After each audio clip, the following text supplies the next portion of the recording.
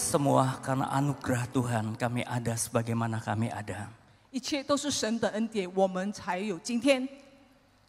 Kasih karunia Tuhanlah yang menghantarkan kami ada di tempat ini.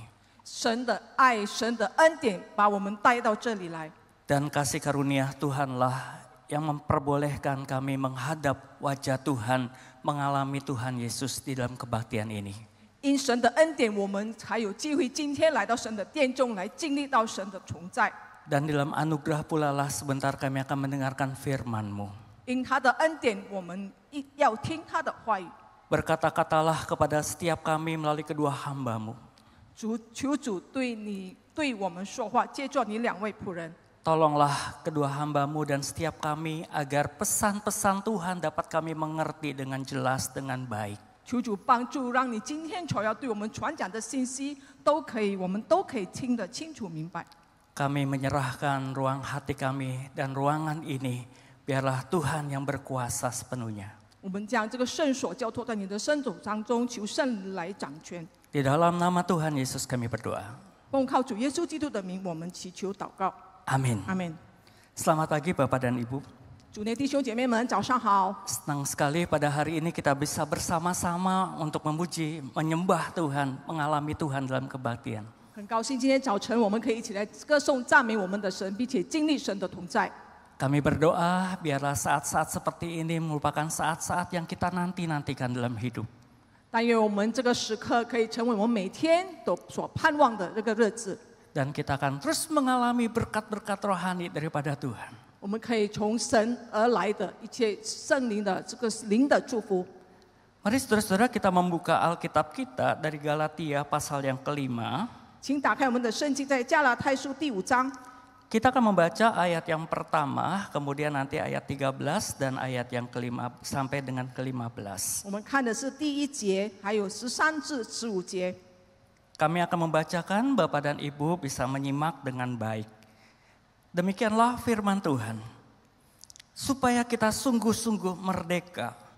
Kristus telah memerdekakan kita. Karena itu berdirilah teguh dan jangan mau lagi dikenakan kuk perhambaan. Ayat yang ke-13. Saudara-saudara, kamu telah dipanggil untuk merdeka. Tetapi janganlah kamu mempergunakan kemerdekaan itu sebagai kesempatan untuk kehidupan dalam dosa. Melainkan layanilah seorang akan yang lain oleh kasih. Sebab seluruh hukum Taurat tercakup dalam satu firman ini, yaitu kasihilah sesamamu manusia seperti dirimu sendiri. Tetapi jikalau kamu saling menggigit dan saling menelan, awaslah supaya kamu jangan saling membinasakan. 加拉太书第5章第1节，基督释放了我们，叫我们得以自由，所以要站立得稳，不要再做奴仆的恶，不要再被奴仆的恶挟持。第13到15节，弟兄们，你们蒙召是要得自由，只是不可将你们的自由当作放纵情欲的机会，总要用爱心互相服侍，因为全律法都包在爱人如己这一句话之内了。你们要谨慎，若相咬相吞，只怕要彼此消灭了。 Pada tahun 1995 ada sebuah film yang cukup baik. 在1995年有一部电影非常的好。 Film itu berjudul Braveheart. 这部电影的这个电影名呢，就是叫《勇敢之心》。 Film ini mendapat 5 penghargaan dari Academy Award. 这部电影得到的一个有5项的这个学院奖。 Film yang menceritakan seorang tokoh dari Skotlandia yang memperjuangkan kemerdekaan. 这部电影描述的是有一位从苏格兰的他们是奋斗的追求独立。 Ini merupakan kisah nyata yang diangkat pada tahun 1300. 这部电影取自1300年的一个真实的一个故事。 Pada saat itu seorang tokoh yang bernama William Wallace ini saudara-saudara memperjuangkan agar Skotlandia dapat bebas daripada jajahan Inggris. 当时有一位叫威廉华莱士的，他就在奋斗，就是为这个苏格兰可以独立而奋斗。Ada satu adegan yang menarik di dalam film itu. 这一部电影里面有一个有趣的一个画面， Yaitu ketika William Wallace yang diperankan oleh Mel Gibson, dia mengecat mukanya dengan bendera Skotlandia yang berwarna putih biru. 这个是由这个美国的电影明星，就是 Mel Gibson 自导自演的。那么当时有一个情景呢，就是说他将自己的脸画成2种颜色，就是白和蓝色。 Kemudian dia dengan berkuda, dengan gagah berani, dengan penuh semangat, dia teriak freedom, freedom, freedom. 他骑着马热烈的呼喊，就是自由啊，自由！ Mari kita freedom, mari kita peroleh kebebasan, mari kita bebaskan Skotlandia. 我们为苏格兰可以独立，我们要奋斗，我们要自由。 Tetapi kemudian dia tertangkap dan dihukum mati oleh tentara-tentara Inggris. 但是后来他就被英国的这个兵士们抓起来，把他处死刑。 Pada saat dia dihukum mati, dia tetap berteriak freedom. 他临死之前，他还是仍然的呐喊着，就是自由，自由。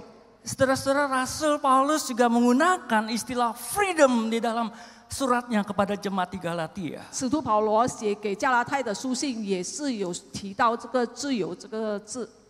Di dalam Alkitab kita diterjemahkan dengan kata merdeka. 在我们的圣经里面所讲的就是被释放。 Pada ayat pertama, Rasul Paulus mengatakan Kristus telah memerdekakan kita. 第1节保罗说，基督已经释放了我们。 Kemudian ayat 13a juga dikatakan kamu telah dipanggil untuk freedom, untuk merdeka. 第13节所提到的是，我们蒙召是要得自由。 Saudara-saudara, apa perbedaan makna freedom dari apa yang diucapkan William Wallace dan juga Paulus? 弟兄姐妹们这个威廉所提到的自由和保罗的自由有什么区别呢？ Ketika William Wallace berteriak freedom, ketika William Wallace berteriak merdeka, bebas, itu belum terjadi, saudara-saudara. 当威廉提到自由、独立的时候，那个事情是还没有发生的。 Tetapi ketika Rasul Paulus menyatakan freedom, merdeka, itu sudah terjadi pada setiap anak-anak Tuhan yang percaya kepada Yesus. 当保罗提到自由，那是自由是其实已经发生了，就是信徒们已经得到释放了。 Saudara-saudara, mengapa Rasul Paulus menggunakan kata merdeka, freedom di dalam suratnya kepada jemaat Galatia 为 ini? 什么保罗在他的写给加拉太的书信，他提到这个释放和自由呢？ Di sini Rasul Paulus ingin mengingatkan status dari jemaat itu yang telah dimerdekakan, yang telah dibebaskan oleh Kristus Tuhan. 因为保罗要提醒他们，就是你们是一个自由人，你们已经被主耶稣释放了。 Akan tetapi ada sebagian dari jemaat di Galatia itu yang masih terikat kepada kuk perhambaan. 但是因为加拉太的会众呢，还有许多还是仍然活在这个律法的这个恶之下。 Mereka masih terikat kepada perhambaan hukum Taurat. 他为这个律法，就是律法所指的，成为一个奴仆，这个他的恶还没有被 Mereka 恶 masih 所限 terikat 制。 kepada perhambaan adat istiadat dan kebiasaan-kebiasaan. 他们被一切的生活的习俗给捆绑了。 Dan juga ada sebagian daripada mereka masih hidup di dalam dosa. 还有一部分的人仍然活在罪恶当中。 Akan tetapi mereka adalah orang-orang yang dimerdekakan oleh Kristus. 其实他们是已经被主耶稣释放了，是自由人了。 Tetapi mereka masih mempraktekkan perhambaan dan hidup di dalam dosa. 他们仍然还活在罪恶当中，还是被这个律法被捆绑了。 Dan pada saat itu juga saudara-saudara di jemaat Galatia beredar satu ajaran sesat. 在加拉太当时的那个时代呢，就是有异端的教义。 Ajaran yang mengatakan bahwa kasih karunia Tuhan tidak cukup sebagai syarat untuk mendapatkan keselamatan. 那些异端的教导就是说，你们如果要得救的话呢，单单靠着恩典是不够的。 Ajaran itu mengatakan bahwa orang-orang Kristen harus juga disunat. 他提到的就是基督徒，就是也是必须受割礼。Orang-orang Kristen harus melakukan, jaga dengan baik-baik makanan yang halal dan makanan yang haram. 他们在食物方面也是要特别的小心，就是有些食物是不可以吃的，有些可以吃的。 Dan sebagainya sebagai bentuk ketaatan kepada hukum Taurat. 那就是如果他们行的这个律法的话，那么他就是一个守律法的人了。 Di dalam pasal yang kelima ini terjadi satu kebingungan dalam jemaat. 在第5节那边使他们非常的疑惑。 Apakah ketika kita sudah percaya kepada Kristus, maka kita perlu lagi disunat? 是不是我们信了主的人还需要受割礼吗？ Saudara-saudara, jemaat di Galatia terdiri bukan hanya orang-orang Yahudi atau orang-orang Ibrani, tetapi juga di sana ada orang-orang Yunani, ada bangsa-bangsa lain yang percaya kepada Kristus. 但是因为在加拉太的会众当中，除了他们是犹太人，也有希腊人，所以呢，有其他的民族，他们也是信主耶稣基督的。 Saudara-saudara, untuk menanggapi isu ini, Paulus dengan tegas mengajarkan kepada jemaat itu. 对于这样异端的教导呢，保罗很坚定的对他们说。 Pada ayat 2 dikatakan, jika kamu menyunatkan dirimu sebagai syarat keselamatan, Kristus tidak berguna bagimu. 保罗提到，若你们受割礼的话，那么基督与你们就无益了。 Untuk apa kasih karunia Kristus? Untuk apa penebusan Kristus? Untuk apa Yesus disalibkan? Jikalau kita masih terus berpegang kepada hukum Taurat dan menganggap itu sebagai syarat untuk mendapatkan keselamatan. 要是我们紧抓着这个律法成为我们得救的一个条件，那么主耶稣的牺牲在十字架上为我们赎罪的一切都是徒然的。 Rasul Paulus juga mengatakan setiap orang yang menyunatkan dirinya, ia wajib melakukan seluruh hukum Taurat. 使徒保罗已经说了，要是你们受割礼的话，那么你们就要行律法。 Di sini Rasul Paulus ingin mengatakan kepada sebagian jemaat yang masih diperhamba oleh hukum Taurat itu, kalau kamu mau taat kepada hukum Taurat, jangan hanya sebagian saja. 他对那些相信异端教义的人说：“如果你们要行律法的话，不要单行一部分罢了。 Mana yang kamu inginkan untuk kamu taati, mana yang tidak inginkan untuk tidak taati, itu yang kamu lakukan. 你们不能够就是选这一些我要遵行，那一些我不要。那么你们是要一起要遵行，就是顺行到底。” Rasul Paulus ingin menekankan kalau kamu mau taat kepada hukum Taurat, kamu lakukan semua hukum Taurat itu dengan sempurna. 如果你们要行这个要遵守这个律法的话，那么你们就要全套的律法，你们都要遵行。 Tetapi bukankah manusia tidak bisa dengan sempurna melakukan seluruh hukum Taurat itu? 律法有这么多项，那么人哪里能够做得到呢？ Bukankah manusia sudah dikuasai oleh dosa, walaupun berupaya untuk taat kepada hukum Taurat, tetapi kegagalan akan mereka hadapi. 因为我们是罪人，如果我们要遵守这个一整套的律法，那是不可能的。 Oleh karena itu, setiap manusia membutuhkan kasih karunia Tuhan. 因此，我们每一个人都需要上帝的恩典。 Dan Rasul Paulus mengatakan, jikalau kamu mengharapkan kebenaran oleh hukum Taurat, kamu hidup di luar kasih karunia. 要是你们要受这个律法的捆绑，那么你们就对主耶稣的这个恩典就是无益的。 Kalau kamu masih memperhamba dirimu dengan hukum Taurat itu, maka sesungguhnya kamu tidak sepenuhnya percaya akan karya penebusan Kristus. 如果你们是要被律法成为一个律法的这个这个挟制的话，那么你们就不是主耶稣基督所属的名了。 Ayat yang ke-6 dikatakan, sebab bagi orang-orang yang dalam Kristus Yesus, hal bersunat atau tidak bersunat tidak mempunyai suatu arti, hanya iman yang bekerja oleh kasih. 在第6节说，原来在基督耶稣里受割礼不受割礼全无功效，唯独使人生发仁爱的信心才有功效。 Jadi Rasul Paulus di sini menekankan tentang kasih karunia Tuhan. 保罗在此就是再一次的强调主耶稣的恩典。 Paulus sungguh-sungguh meninggikan tentang pengorbanan karya penebusan Kristus di atas kayu salib. 保罗提到主耶稣在十字架上为我们赎罪的恩典。 Bukan berarti Paulus mengabaikan atau tidak lagi menghormati hukum Taurat, saudara-saudara. 这并不代表保罗已经忽视了这个律法，否定律法。 Tetapi Paulus memandang hukum Taurat itu sebagai tools, sebagai arahan tentang bagaimana umat Allah itu seharusnya hidup. 但是我们可以以律法为标准，就是我们成为上帝的子民，我们该如何过的生活，就是律法可以指给我们一个好像一个指南、一个方向。 Bukan sebagai syarat untuk memperoleh hidup yang kekal. 并不是得永生的条件。 Paulus tidak meniadakan, Paulus tidak menghargai hukum Taurat, saudara-saudara. 保罗并不珍惜，并不是说这个藐视，或者是这个忽视了这个律法。 Dia tahu bahwa Tuhan Yesus pun menghargai, menghormati hukum Taurat. 主耶稣也尊重这个律法。 Bahkan Tuhan Yesus juga mengatakan bahwa aku datang bukan untuk meniadakan hukum Taurat. 主耶稣也我来这里，并不是要废掉律法。 Tuhan Yesus adalah Tuhan atas hukum Taurat itu. 他是律法之神。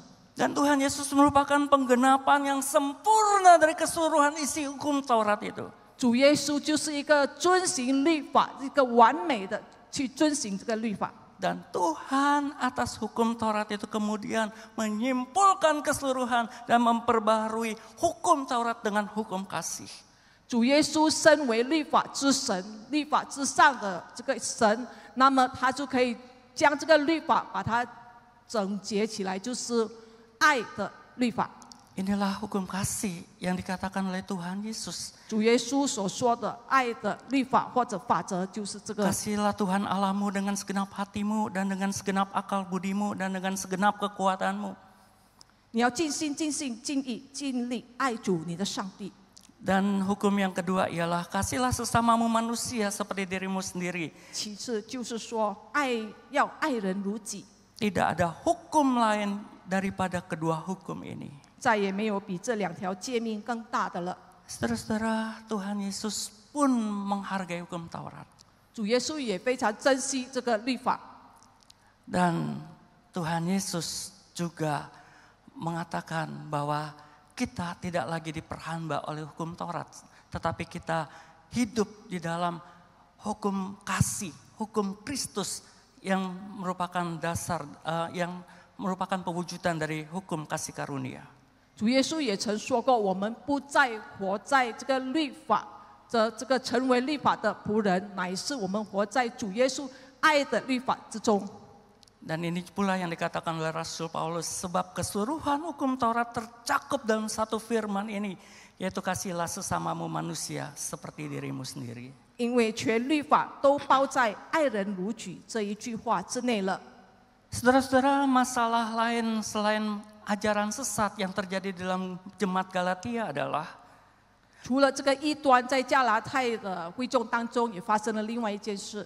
sebagian jemaat masih hidup di dalam dosa atau yang disebut oleh Rasul Paulus hidup di dalam daging. 一部分的这个民众还像保罗所说的，他们还生活在肉体上的情欲当中。 Kalau kita membaca ayat 19 sampai 21 dan ayat 26 kita melihat tentang praktek-praktek hidup menurut daging yang dilakukan oleh jemaat 如 Galatia. 果我们看第19节到21节和26节，我们可以看到加拉太的会众是如何的败坏。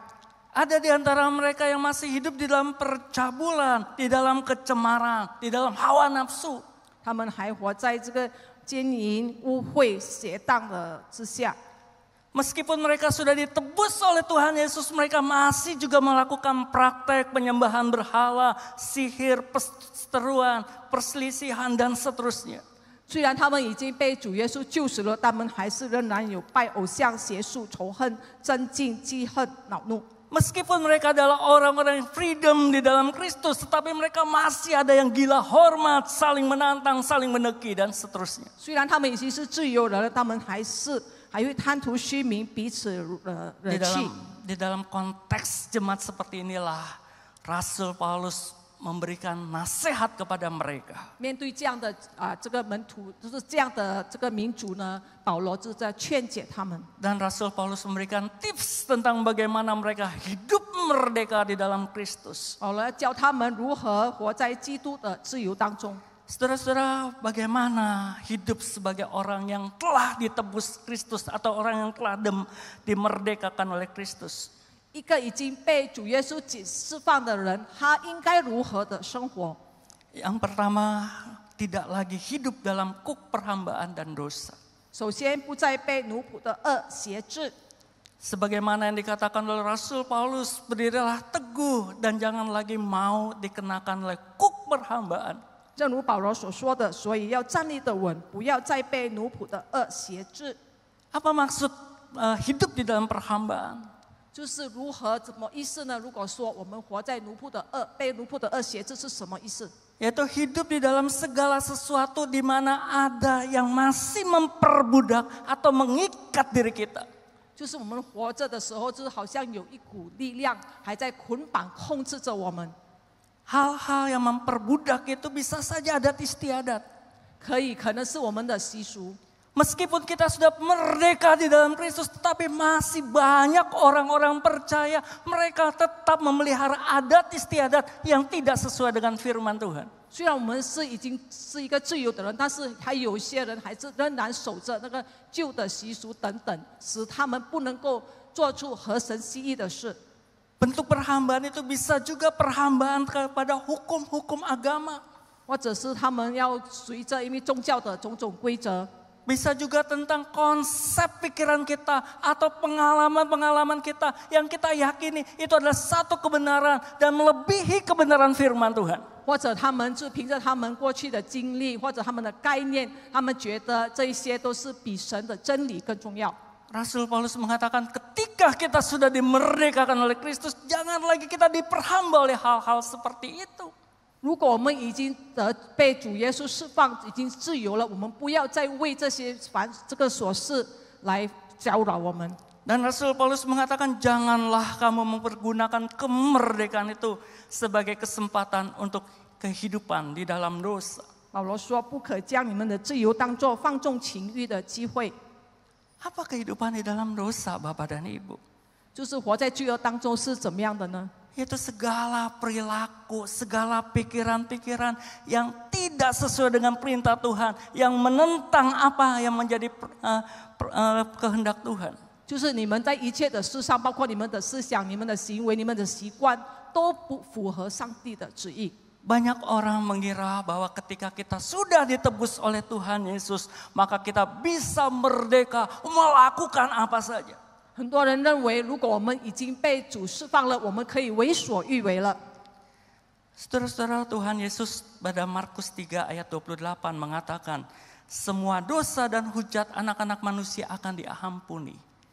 在马可福音3章28节，主耶稣说过：“世人一切的罪和一切亵渎的话，都可得赦免。” Tuhan Yesus mengatakan ketika kita sudah percaya kepada Kristus, maka semua dosa sanggup Tuhan ampuni. 如果我们信了主，主耶稣曾说，我们信了主，那么一切的罪，主耶稣都可以赦免。 Seringkali ayat ini disalah mengerti, disalah dipraktekkan oleh anak-anak Tuhan. 时常这个经节呢，就是神的儿女们，就是错用了这个经节。 Mereka berpikir bukankah Yesus sudah mengampuni semua dosa kita? 主耶稣岂不是已经赦免了我们一切的罪吗？ Semua dosa berarti dosa-dosa masa lalu kita, dosa-dosa yang kita lakukan sekarang, dosa-dosa yang akan datang, semua sudah diampuni oleh Tuhan 如果 Yesus. 说一切的罪，那么是不是我们过去、我们现在和将来我们所犯的罪，一切都已经被主耶稣赦免了吗？ Sehingga kita bisa melakukan apa saja, toh kan kita sudah diampuni. 那我们可以随心所欲，因为我们已经被赦免了，不是吗？ Saudara, seorang teolog Jerman yang bernama Friedrich Bonhoeffer, dia mengatakan demikian. 有一位德国的神学家名叫 Friedrich， 他如此说： Kasih karunia bukanlah cheap grace atau anugerah 恩 murahan. 典不是廉价的， Kasih karunia bukanlah anugerah murahan yang Tuhan berikan kepada kita. 主耶稣赐给我们的恩典不是廉价的， Kasih karunia bukanlah pengampunan tanpa pertobatan. 也不是没有悔改可以领受到的。 Bonhoeffer mengatakan ketika kita merespon kasih karunia Tuhan, kita menerima dia dengan iman dan percaya kepada Yesus. 如果我们相信了主耶稣，那么我们就要以信心，我们可以接受这个恩典。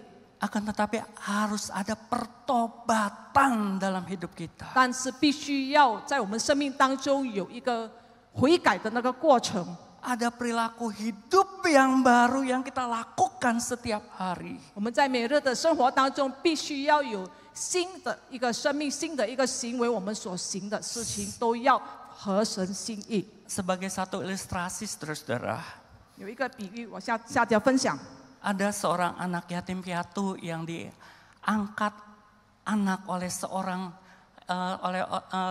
sepasang suami istri yang sangat baik hati. 有一对善良的夫妇领养了一个孤儿院的一个孩子， Anak ini diambil dari panti asuhan, 他从孤儿院领养这个孩子， kemudian dibawa pulang ke rumah, 把他带到家里， dan anak ini tinggal bersama-sama dengan orang tua asuh 与 yang 他 baru 们同 tersebut. 住。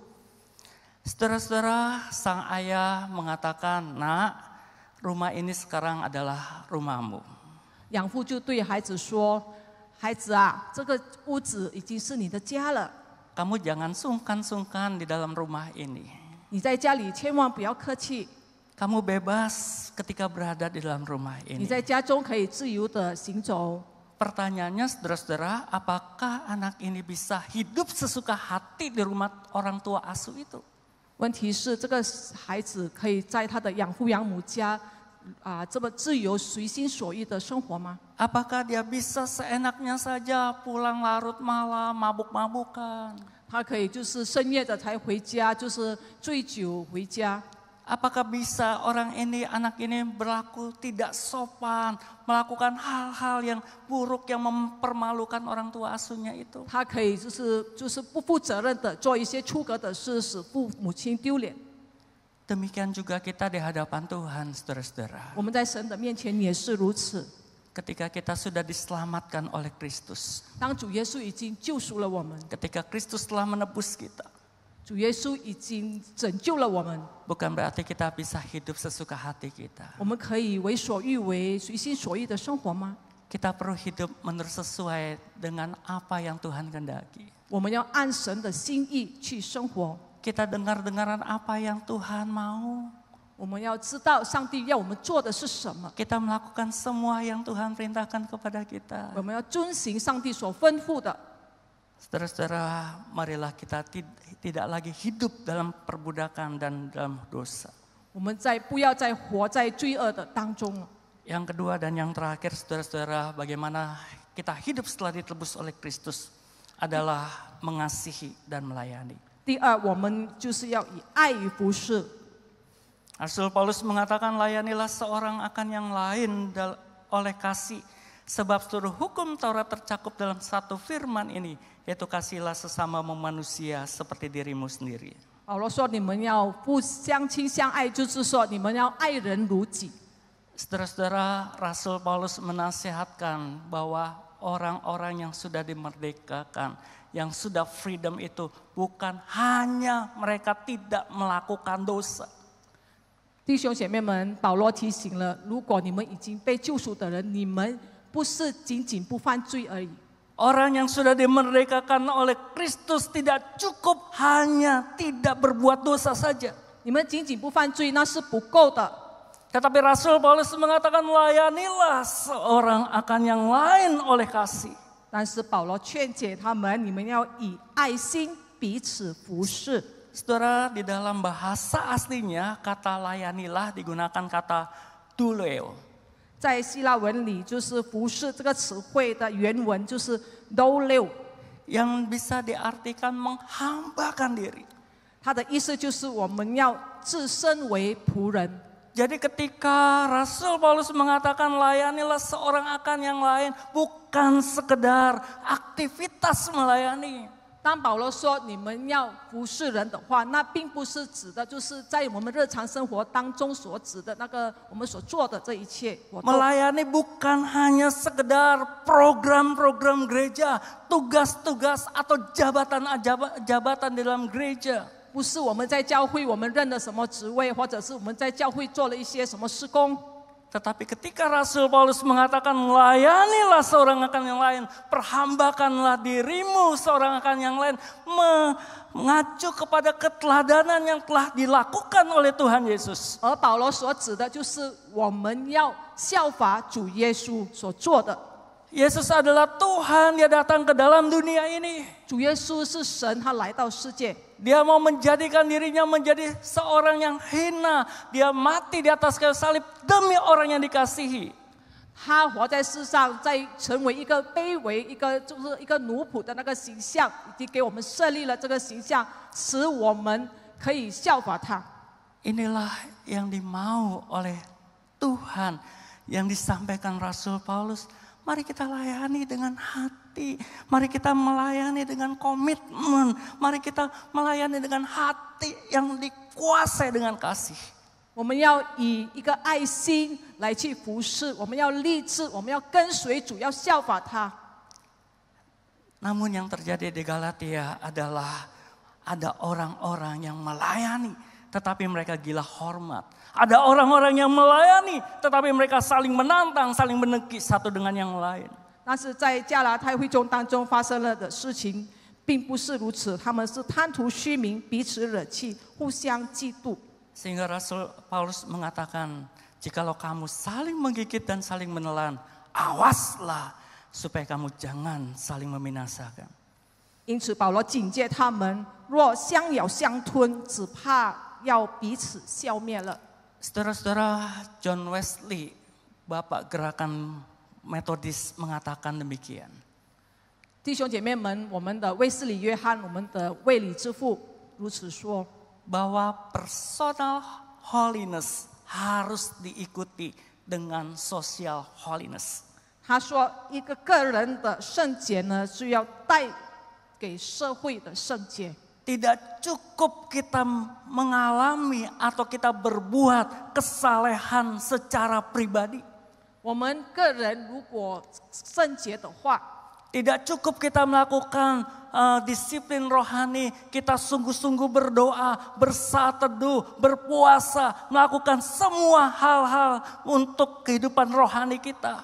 我们在我们的生活当中，我们禁食，我们祷告，我们读经，我们行一切的，做一些圣洁的事情，那是不够的。 Akan tetapi personal holiness tadi, kesalehan pribadi itu harus berdampak kepada sesama. 个人的圣洁必须要影响到周围的人， Harus bisa dirasakan oleh sesama tubuh Kristus. 和我们基督的肢体，其他的肢体可以 Oleh 感受到。 harus bisa dirasakan dampaknya oleh masyarakat, oleh orang-orang di luar gereja. 就是也是可以影响到教会以外的人。 Saudara-saudara, John Wesley pada konteks masa hidupnya, dia menyaksikan gereja hanya menekankan personal holiness atau pelayanan dan juga pelayanan pada kelompok-kelompok tertentu saja. 卫斯理约翰当代他已经注意到，就是当时的这个教会就是注重的就是个人的圣洁，并没有不在意，没有留意到这个教会以外的人。 Pada masa John Wesley, mereka ia melihat bahwa banyak orang-orang Kristen yang pasif di dalam kehidupan rohani mereka. 他发现到在教会当中有很多基督徒，他们并没有就是说比较被动性的， Karena mereka berpandangan bahwa kami sudah diselamatkan, kami bisa berbuat apa saja. 他们认为就是我们已经被得救的人，所以我们是基督徒，我们可以随心所欲。 Oleh karena itu John Wesley mengobarkan kembali tentang bagaimana personal holiness itu hidup yang benar di dalam Tuhan. 因此，他再次的激励他们，就是说，一个个人的圣洁如何活在把个人的圣洁活出来。 Dan dia juga mendorong, mengajak setiap orang-orang yang bergabung di dalam gerakan metodis saat itu untuk mereka saling melayani, saling mengasihi satu dengan yang lain. 因此，他鼓励这些基督徒，就是说卫理公会的这个行动者，他们可以互相以爱来服侍。 Oleh karena itulah John Wesley mendirikan sekolah-sekolah bagi orang-orang, anak-anak kaum buruh, orang-orang yang miskin.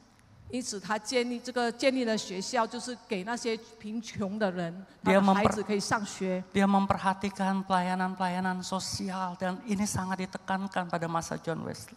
他很注重这个社会服务的这个活动。 Personal holiness harus berdampak menjadi social holiness. 个人的圣洁要成为社会的圣洁。 Saudara, tema tahunan gereja kita di tahun 2023 ini adalah murid yang bertumbuh dan melayani. 我们2023年的教会的主题就是成长与服侍的门徒。 Biarlah melalui firman Tuhan pada hari ini kita kembali diingatkan tentang bagaimana kita orang-orang yang sudah ditebus oleh Kristus, mari kita mengasihi dan melayani. 但愿今天的信息可以再次的提醒我们，我们要以爱来彼此服侍。 Biarlah penebusan Kristus yang sudah kita alami boleh kita wujud nyatakan dengan kehendak Tuhan untuk saling mengasihi dan melayani. 因为上帝救赎我们的目的，就是要我们以爱来互相服侍。 Kiranya Tuhan menolong kita untuk melakukan firman-Nya ini. 但愿神帮助我们来行他的道。 Amin. 阿门。 Mari kita berdoa. 我们低头祷告。 Terima kasih untuk firman yang sudah kami dengar ya Tuhan. 感谢主，你赐给我们你的话语， Meteraikanlah di dalam hati dan pikiran kami. 将你的话语烙印在我们的心中。 Tolonglah kami untuk dapat melakukan persis sama seperti yang Tuhan mau. 求主帮助我们，使我们可以遵你的行你的道， Sehingga hidup kami setiap hari menyukakan hati Tuhan. 让我们每日的生活都可以讨你喜悦。 Hidup kami menjadi saluran berkat bagi banyak orang. 我们的生命可以成为众人的祝福。 Terpujilah namamu ya Tuhan Yesus. 愿一切赞美都归于你。 Di dalam namamu pula kami berdoa. 奉你的名，我们祷告。 Amin. 阿门。